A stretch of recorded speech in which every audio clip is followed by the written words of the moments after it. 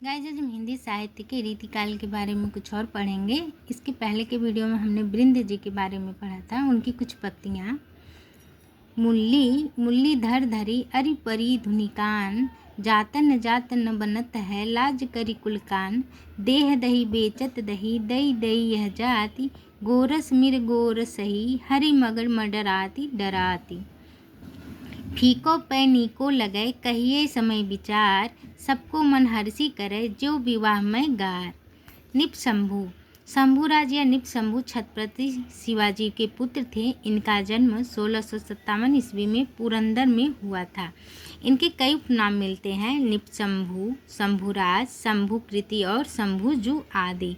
इनकी माता का स्वर्गवास जल्दी हो गया तब इनका पालन पोषण इनकी दादी जीजाबाई ने किया था। इनका विवाह सन 1665 ईस्वी में येसुबाई से हुआ था, जो एक योग्य पत्नी और कुशल राजनीतिज्ञ थीं। औरंगजेब के मुकाबले में ये कैद कर लिए गए थे और इनकी आंखें निकाल ली गई थी। शरीर के टुकड़े टुकड़े कर मृत्युदंड दिया गया था। इनकी रचनाएं हैं: नायिका भेद, नखशिख, सात शतक। इन्होंने संस्कृत भाषा में बुद्धभूषण नामक ग्रंथ की रचना की थी।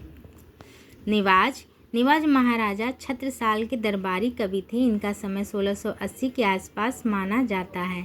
निवाज की एकमात्र रचना शकुंतला नाटक प्राप्त होता है। मिश्र बंधुओं के अनुसार ये कान्यकुब्ज तिवारी थे। कृष्ण कवि ने बिहारी के प्रत्येक दोहे पर सवैया बनाया है। ये बिहारी के दत्तक पुत्र माने जाते हैं। कृष्ण कवि ने सर्वप्रथम बिहारी सतसई पर काव्यात्मक टीका लिखी। इनकी दो रचनाएं हैं: बिहारी सतसई की टीका और विदुर प्रजागर। इनकी कुछ पंक्तियां हैं: छविसो फवि शीश किरीट रुचिल साल हिये बनमाल लसै, कवि कृष्ण कहें लखि सुख सुंदर मूर्तियो अभिलाष हिये सरसै, वह नंद किशोर बिहारी यही बानिक मोहिए माजी बसे।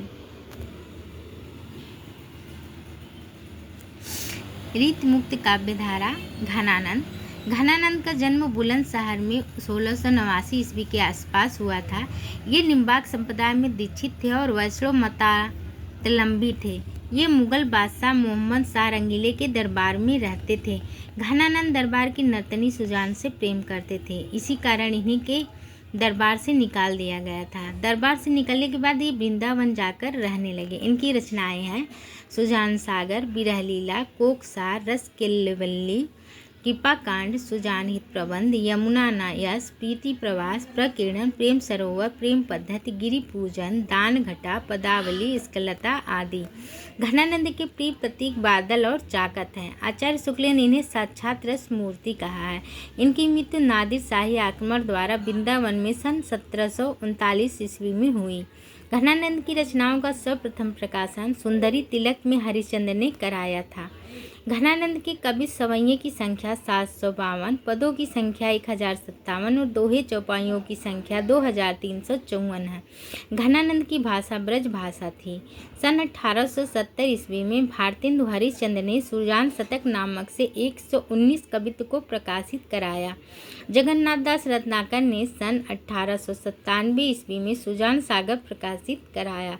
काशी प्रसाद जायसवाल ने इनकी वियोग बेली और बिलह लीला को सन 1907 में काशी नागरी प्रचारणी सभा द्वारा प्रकाशित कराया।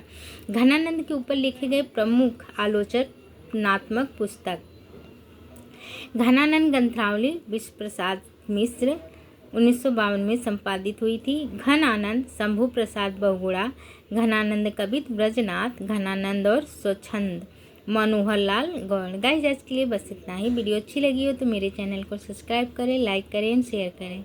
कोई त्रुटि हुई हो तो क्षमा करें। धन्यवाद।